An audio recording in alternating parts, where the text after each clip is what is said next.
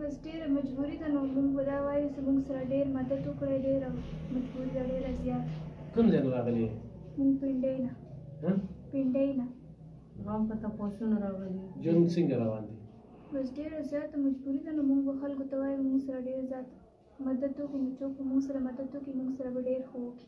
بسم الله الرحمن الرحیم. ګرانو کتونکو علم خان شیرپا ویلفیر فاونډیشن د خپل وس مطابق د دغه بېوسه بېکسه بېڅوکه خلکو سره مدد جاري ساتلی دی.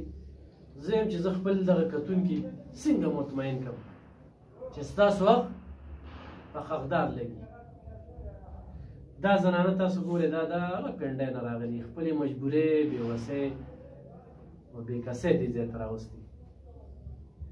په دې روژه کې لږ وخت ماښامي ته پاتې دی خو خپل درد راوستی دی او اعتماد راوستی دی. ډېر خلک به د دې مخې ته تېر شوي وي خو دوی به سوچ کړي چېرې د علم خان شیرپوله به ځو او ویډیو په هغه کوو بلکې ویډیو له هم نه راغلی.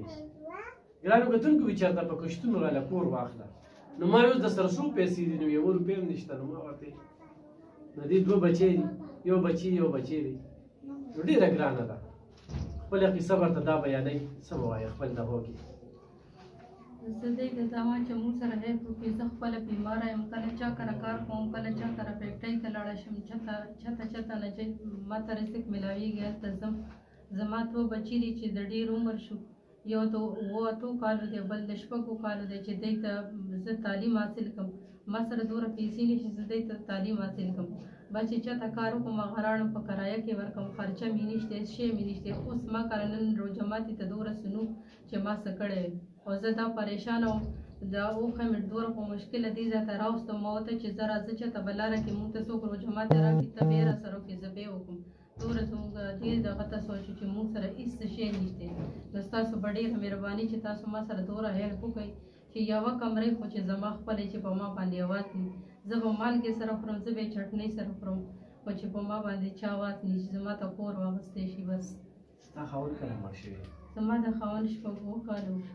2 کاله دا ژوند تا څنګه تېر کړی؟ ډېر په مشکله مې بېجانې تېر کړی و چې پنجابیانو ته وایي نه غدر نه غلط مطلب اخلي او موږ پښتانه ورته نه یو بیا. ته ځایي د کوم ځای؟ زه صوابۍ. او په پنجاب کې واده شوي؟ جی په پنجابي واده شوي؟ جی په پنجابي واده. څنګه په پنجابي سره ستا رشته شوې وه؟ بس هغه دلته کې څوک رشته دار وغوی ورته کولی چې زما پلار خپل شته نه. ښه جی نو بیا چې خاوند دې وفات شو د هغې نه پس هغوی څه در نه کړل؟ نه هېڅ نه دي راکړي. یونین کونسل کوټ فتحان فتح جنګ. فتح جنګ ته اوس بیا پنډۍ ته ځې؟ جی نو هلته چېرته کې اوسېږي؟ دغه اوښې کره دی کره اوسېږي خو دی سره مې په خوا کې ګاونډ کې کور اخیستی دی پر هغه باندې کرایه باندې چې 6,000 کرایه ده یو کمره ده بس دی نه دی نور پکې څه شی نشته. یو واشروم کونه هغه هم ګاونډیانو کره ده چې ډېره مجبوري وي. څه به وایې تاسو؟ به دا وایي چې دې لپاره که مدد وکړي موږ ډېره مجبوري ده نه تعلیم شته نه څه نه څه بس ډېره زیاته مجبوري ده او پلان هم ډېر زیات نو بس که موږ امداد چې وکړو نو هغو سره به دا دې وخت کې څه مزدوري کوي؟ څه وړي بیا؟ بس نصري فیکټري کې بس څه راغلي هغه وکړو نو بس ګزاره وچلېږي. په فیکټرۍ کې څه کار کوي تاسو؟ د جوسو فیکټرۍ کې د مینګو والا جوس نه دی بس دا جوړېږي دا بوتلو کې جو د بچي سبب 12,000 روپۍ هغې ده او 2,000 روپۍ کرایه ولګي د ګاډي 10,000 روپۍ هم چې پوره میاشت ډکه کړم 10,000 راړم ګینې بس 3-4,000 روپۍ جوړېږي چې زه بیماره یم چې زه 2 ورځې ډیوټي کوم په 3 ورځ کور کې پرته یم او زه چې دا ویډیوګانو کې کسان ګورم زما چې د دې نمبر چې زه موبایل چلوم خو زه په موبایل پوهېږم نه چې زه دې سره څنګه رابطه وکړم خو ستاسو راته چا وویل چې دا ښه سړی دی او الله به دې دا کوي دا به وکړي. زه ډېره ماته ځای یم نو مانه زه په تپوسونو دې ځای ته راورسېدم. په دې دومره دغه کې زما سلیکشن وکړو. ښه ګرانو کتونکو بیا چې دلته کې رالل نو ویډیو ته نو تیار لکه نه کوو دا زمونږ ته نه لوړ ده نه دغه کولی شو داسې که نه خو بیا ورته ما یې خلکو سره ډار نه دی لګېدی زه به لکه مې څه به درکړم همداسې دی به ډېره مهرباني چې بس زموږ دې بچو ته دومره 2 مرلې کې 1 مرله کې ځای والی چې بس زما پکې سر پټي چې زه زما بېعزتي نه کېږي زما عزت نه خرابېږي خپل عزت بچ کولو لپاره. موبایل نمبر څه دی؟ 0301988595. یو وایي په پښتو کې نه شي ویلی اردو کې 0301988595.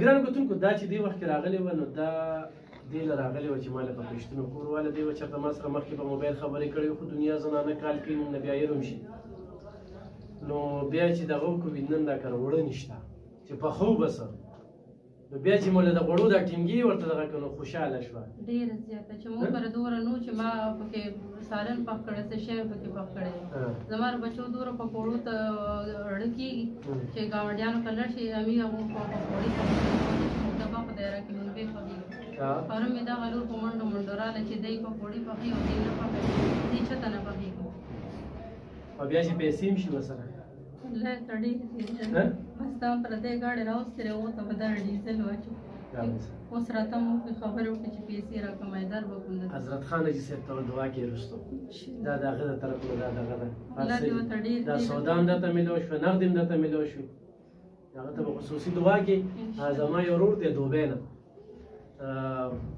راته 80,000 روپۍ رالېږلې وې او بیګا راته کال وکړو یو زنانه اوس راغلې د دوی وړاندې ماتې دغه ډک کړ د 24,000 روپو مې ولګ کتابونه راواغېستل بیا کتابونه ماته لږ راکړه یار دا چې کوم دی نو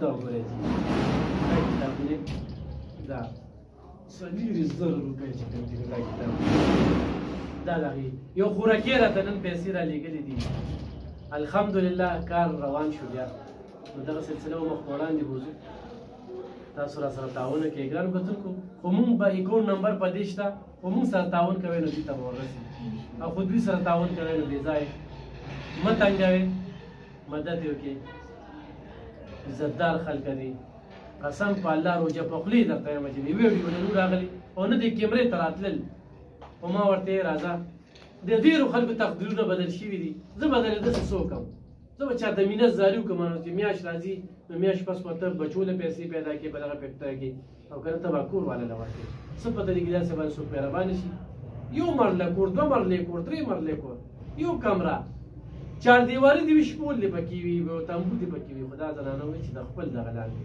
نو څوک داسې دغه کوي نو موږ سره رابطه کوو